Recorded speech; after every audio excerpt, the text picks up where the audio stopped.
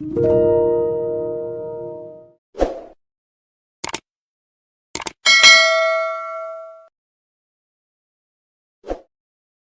if a single decision, made in the name of science, set off a chain reaction that changed the fate of two planets?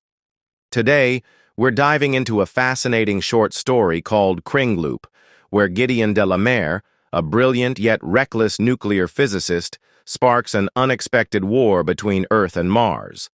From a spectacular explosion to the downfall of civilization, this story will leave you questioning the fine line between progress and destruction. Stick around, hit that like button, and subscribe to Mind Horizon for more deep dives into mind-blowing stories. The story begins by introducing Gideon de la Mer, an outstanding nuclear physicist who has become a household name. Gideon is described as having weary, watery eyes and wearing thick-lensed glasses. Despite feeling out of place, he embraces the public's thirst for adventure and excitement. Gideon is an exceptional nuclear physicist, comparable to Einstein and Hawking. He has a strong vision and good timing, as seen in his brilliant plan to conduct nuclear tests in space. Gideon believes it is better to perform the nuclear tests on Mars rather than Earth, as this will protect Earth from radioactive radiation that could have disastrous long-term consequences. Mars is ideal for the explosion due to its lower gravity, which would make it more spectacular. Gideon appears on talk shows and gives cryptic, incomprehensible answers that impress everyone. Scientists are delighted by the attention their profession is receiving, and even students show interest in nuclear physics. On a clear evening, Gideon perfectly launches the nuclear missile, causing a colorful spectacle with flames as high as the Chrysler Building and a mushroom cloud. This explosion causes pandemonium on Mars. The story then shifts to the history of Mars. Long ago, life on the Martian surface became unsustainable as the sun began to cool. It became increasingly cold, and survival was at stake. Food became scarce, and people fought for it. Everything built up over the centuries was systematically destroyed, and the place was controlled by gangs in a state of total anarchy. To survive, many went underground, developing new farming methods and a new underground society. As a result of the decline and decay, Mars entered the Dark Ages.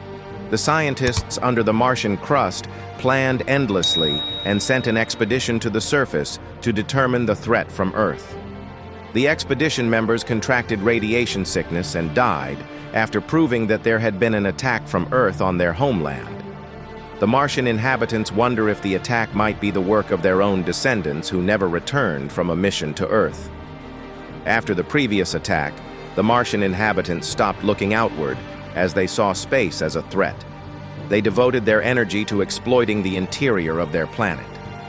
After research, the scientists conclude that there is life on Earth, which the Martian inhabitants view as primitive metallic monsters. The Martian beings manufacture a means to cause metal to crumble to ashes, ready to attack Earth to ensure their own survival.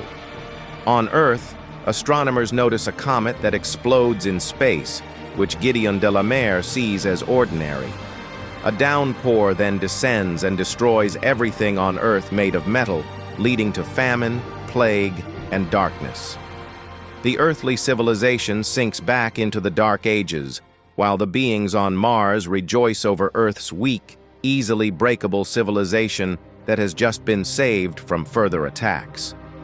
The story ends on an anticlimax, leaving the reader to ponder the fate of the civilization on Earth and the continued existence of life on Mars. The key points of the summary are the introduction of Gideon de la Mer, his brilliant plan to conduct nuclear tests on Mars, the history and decline of the Martian civilization, the Martian inhabitants' view of Earth as hostile, the attack on Earth, and the anticlimactic ending that leaves the reader to contemplate the consequences.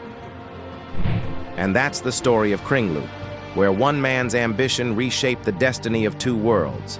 Was Gideon a visionary or a cautionary tale of human hubris? Let's discuss in the comments. If you enjoyed this breakdown, don't forget to like the video, subscribe to Mind Horizon, and hit that notification bell so you never miss an upload. Thanks for watching, and I'll see you in the next one.